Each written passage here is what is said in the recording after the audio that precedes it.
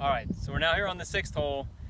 This is a good stretch of holes here where you can make some really good goes at a good score here. So you got a number of birdie holes here. We got a par 3 here. This is really probably one of the last more difficult holes on the golf course here at Dairy Creek. Following this one, we've got a short par 4, a short par 5, and then a nice finishing short par 3 hole here. So I got a good round going here. I'm just going to try and make a nice par on this hole. Don't want to go any more than a bogey. We've got a creek that we've got to cross off the tee box here, but it really doesn't come into play, so don't let that start to affect the way that you think about the hole. There's a lot of room across there. The creek is about halfway between us and the hole at this point in time. My miss here is going to be to the right. I really don't want anything left. You'll notice as we look at the green, the flag's on the right half of the green. There's a really prominent slope that runs down the middle of the green, much like what we've talked about on the rest of the holes out here at Dairy Creek. Left of that slope is going to continue to run left and possibly take you off the green. We really don't want to mess with that at all. So we're just going to hit we got a nice, pretty good strong wind. You might be able to hear that in the video feed here. So I'm going to take at least one club. More often than not, you're better off taking maybe 2 clubs, 1.5 clubs more than what you really think it is. So we've got a distance here of about 135. It's playing true to about the distance right now today. I'm going to go 1 or 2 clubs up. So I'm just going to take a nice smooth swing, not let the wind affect this shot.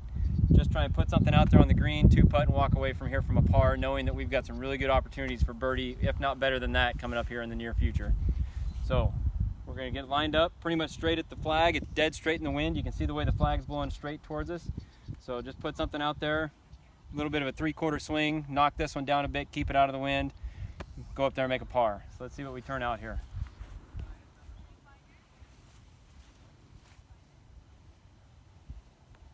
Gonna have a little bit of an open stance here and try and keep my hips from turning too far.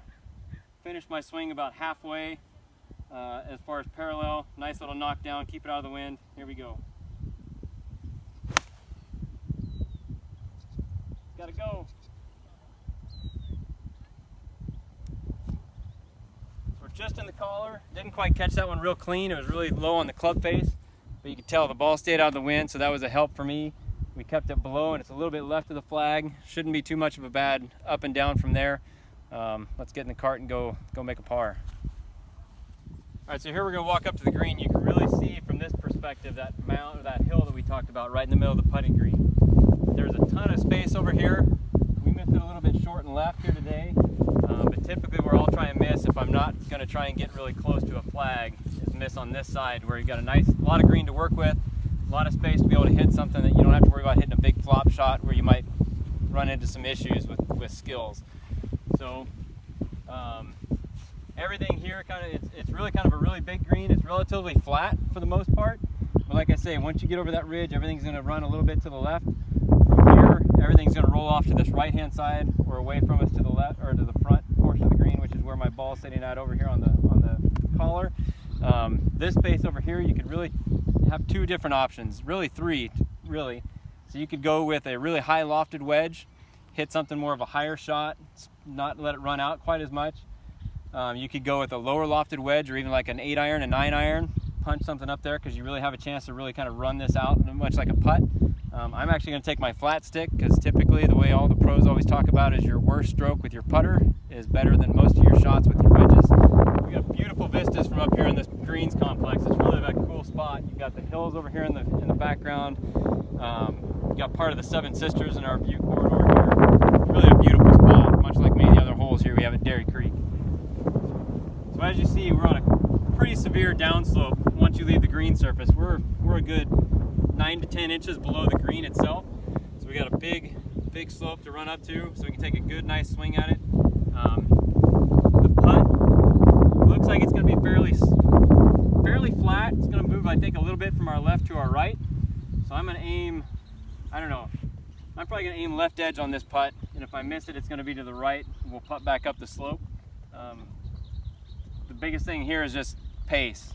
I'm not necessarily trying to make this putt. If it goes in, that's just gravy. But right now all I'm trying to do is just get it to where I can make an easy putt for my 3rd shot and get away out of here from par. So I notice here I do have a ball mark up on the green, so we almost got it there. Let me grab my divot tool, fix that again. This is an important part of golf. Oftentimes if you're hitting shots, sometimes if you don't spin the ball really well, your ball might hit on the front and roll out 20 or 30 feet away from you. So always make sure you go back and look and see if you find those ball marks. I see another one up there by the putting green hole that we'll fix again before we leave, because we always want to meet the golf course in a better shape than we found it. So I'm going to aim up just to the left side of the hole, maybe just outside of the cup. If it moves to the right, the biggest thing here, I'm focused on pace. We want to get that thing pin high or not very far away from either short or long, either way we look at it. So let's give it a roll. I'm going to take a couple practice swings here just so I can start to feel what that pace looks like. Get it in my head. Get set up, get my line picked out where I want it to go.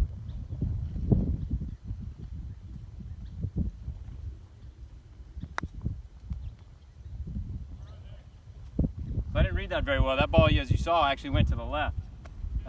We got about 18 inches, 2-foot putt back to the hole. It's going to be a little bit slider from left to right. Shouldn't be anything that should be too difficult. So let's go knock that one in.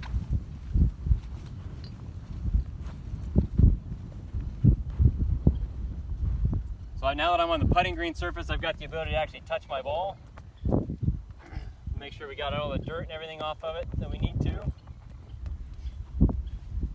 Step back and take a look. We always want to make sure we go through the process, what we always do, unless this one's a little bit farther outside the realm that I can just walk up there and just tap it in.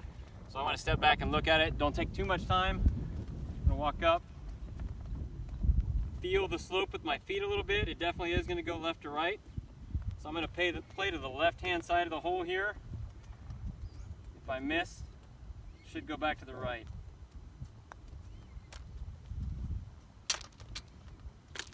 All right. Walked away with our par, like I said. If you look up here, get a shot of these ball marks that are up here.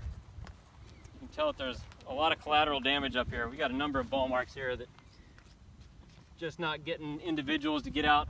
Be respectful of the golf course, be respectful of your fellow golfer.